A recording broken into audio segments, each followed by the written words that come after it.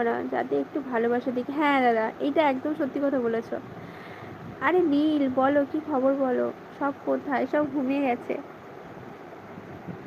তুমি এত রাত পর্যন্ত এখন লাইভ শেষ করলে নাকি?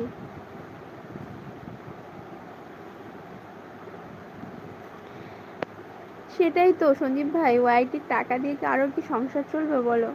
কিন্তু কিছু কিছু মানুষ না এমন করে যে সময় নিয়ে নিয়ে বাবা মনে যেন ওরা এখান থেকেই সব টাকা ইনকাম করে কাল থেকে সংসার চালাবে এই নিয়ে।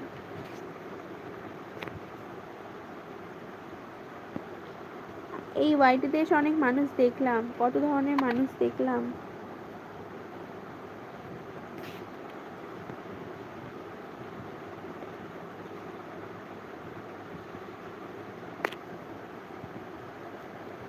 গোপাল তবে একটা কথা বলবো জানো তো,